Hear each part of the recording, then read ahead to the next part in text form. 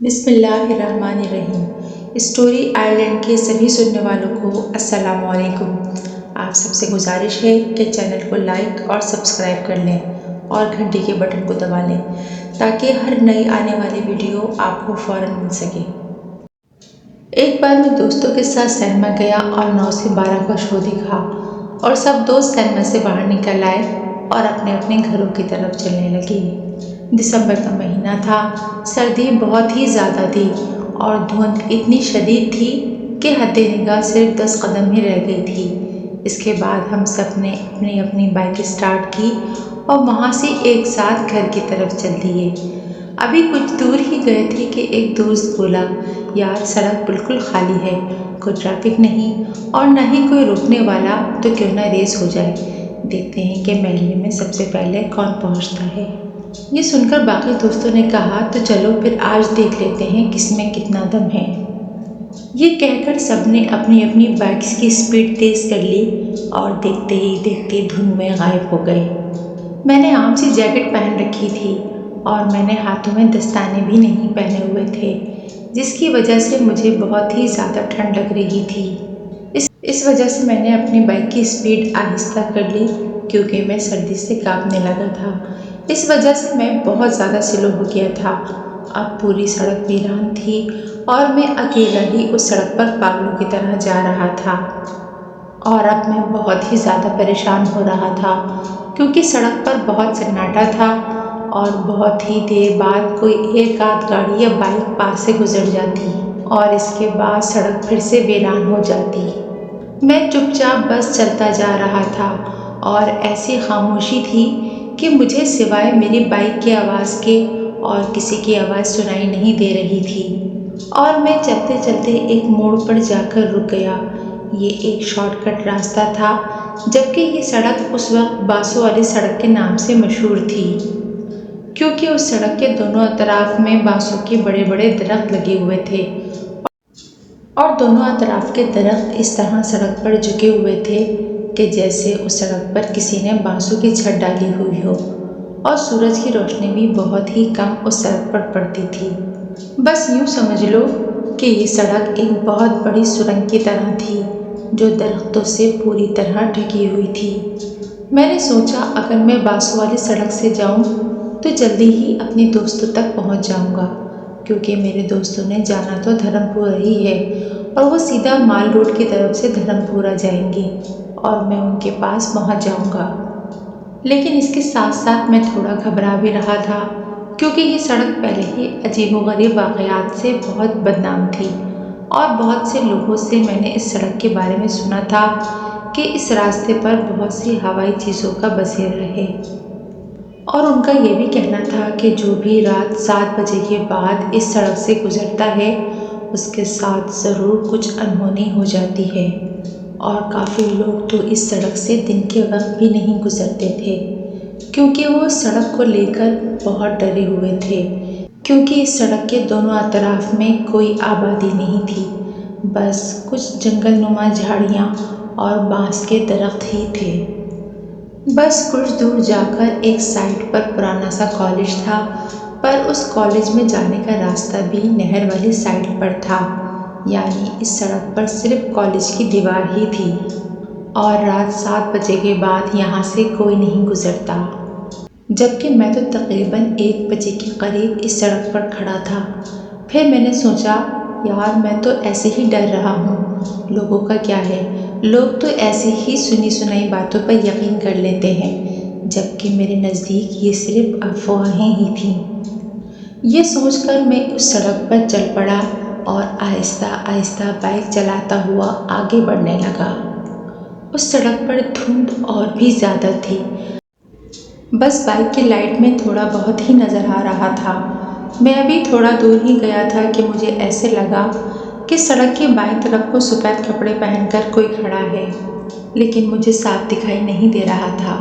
मैंने बाइक की स्पीड बिल्कुल कम कर ली और थोड़ा और आगे गया और बाइक की लाइट उस तरफ की तो देखा कि एक बहुत ही खूबसूरत और दिलकश सफ़ेद लिबास पहने एक औरत खड़ी है اس کے کالے گھنگریالے لمبے لمبے بال تھے جو کہ اس نے کھلے چھوڑے ہوئے تھے، اور اس کا چہرہ بہت ہی پرکشش اور خوبصورت تھا، اور اس نے بہت ساری جویلری پہن رکھی تھی۔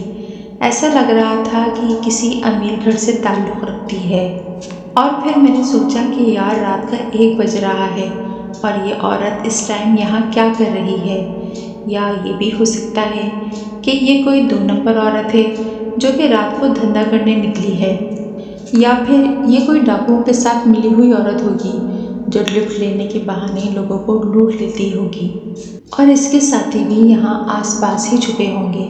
میں نے بائک کی سپیڈ اور زیادہ سلو کر لی، اور میں بہت دھیرے دھیرے یہ سب سوچتا ہوا اس کی طرف بڑھ رہا تھا، اور جب اس کے اور میرے بیچ صرف 10 قدم کا فاصلہ رہ گیا تو میں نے بائک سڑک کے دائیں طرف کر لی اور روک لی، جبکہ وہ سڑک کے بائیں طرف کھڑی تھی۔ میں نے سوچا اگر میرے ساتھ کچھ بھی برا ہونے لگا تو مجھے بھاگنے میں آسانی رہے گی، اس وجہ سے بائک میں نے اسٹارٹ ہی رکھی، اور دور سے ہی بائک پر بیٹھے ہوئے اس کو پوچھا، کون ہو تم؟ اس نے مجھے کوئی جواب نہیں دیا۔ میں نے سوچا شاید اس کو میری آواز سنائی نہیں دی۔ پھر میں نے 4 قدم بائک اور آگے کر لی اور پھر سے تھوڑا اونچی آواز میں کہا، کون ہو تم اور یہاں کیا کر رہی ہو؟ لیکن اس نے پھر سے کوئی جواب نہ دیا۔ اب میں تھوڑا گھبرانے لگ گیا تھا، کیونکہ میں سوچ رہا تھا کہ یہ جو مجھے جواب نہیں دے رہی اس کا مطلب ضرور کوئی نہ کوئی گڑبڑ ہے۔ اس کے ساتھ میں ادھر ادھر بھی دیکھ رہا تھا کہ کہیں اس کے ساتھی تو نہیں آ رہے۔ میں نے آخری بار اونچی آواز میں کہا، دیکھو اگر تم نے اب بھی جواب نہ دیا تو پھر میں جانے لگا ہوں۔ تو اس نے اچانک سے رونا شروع کر دیا اور روتے ہوئے بولی، میں بہت ہی مشکل میں ہوں۔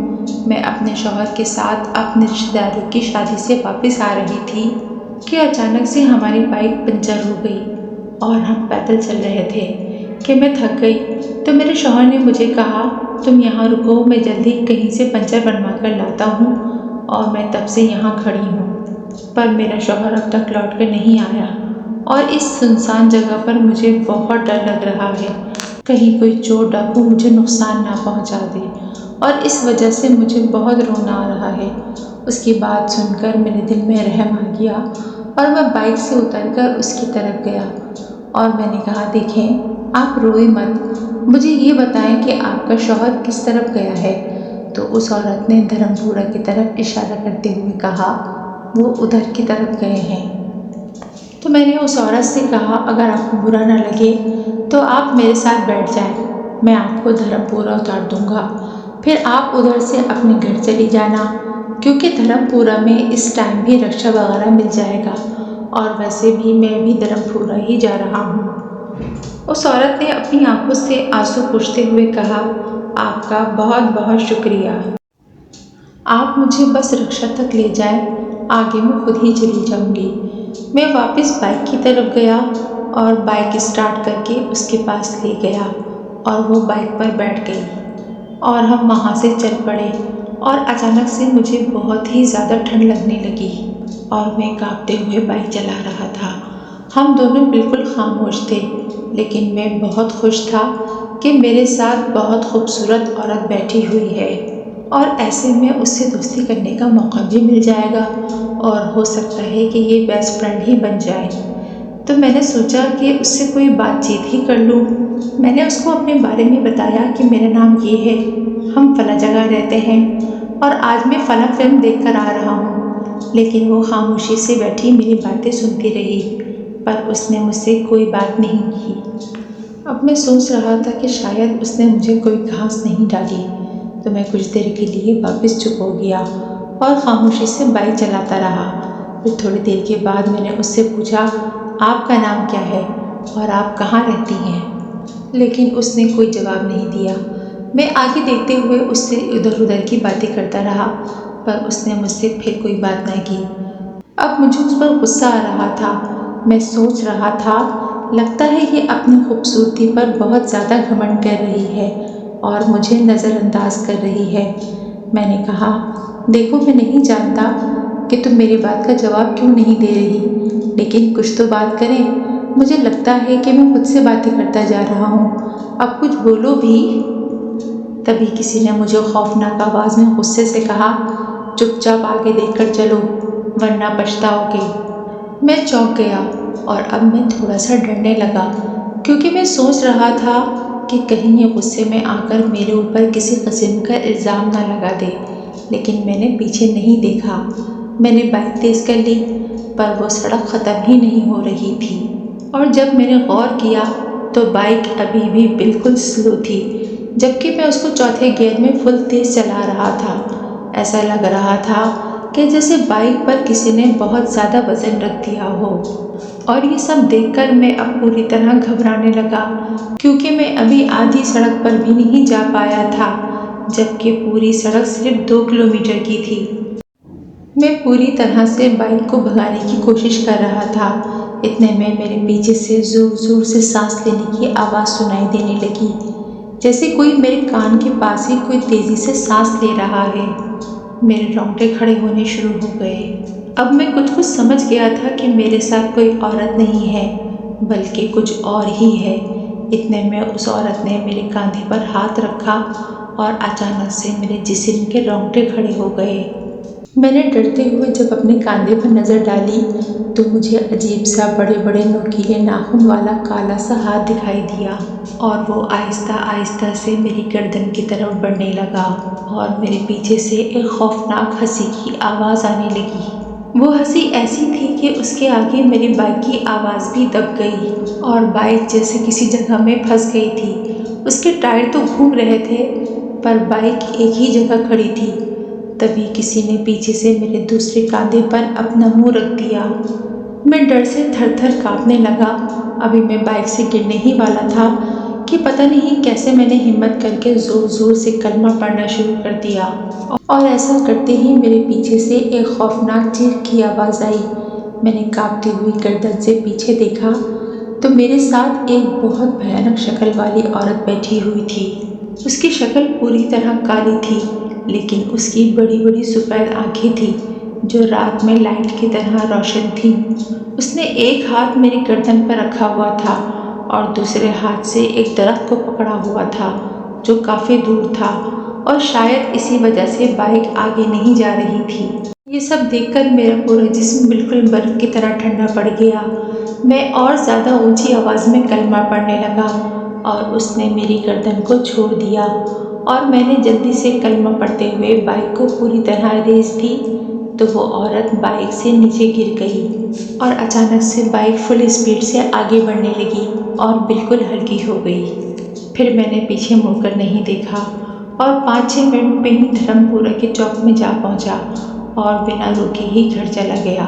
اب وہ چیز کہاں تک میرے پیچھے بھاگی ہوگی مجھے کچھ پتہ نہیں، بس اتنا پتہ ہے کہ اس دن مجھے فوراً سے بہت تیز بخار ہو گیا تھا، اور اس دن کے بعد سے میں نے دوبارہ کسی کا مذاق نہیں بنایا، کیونکہ میں جان چکا ہوں کہ واقعی ہوائی چیزیں ہوتی ہیں۔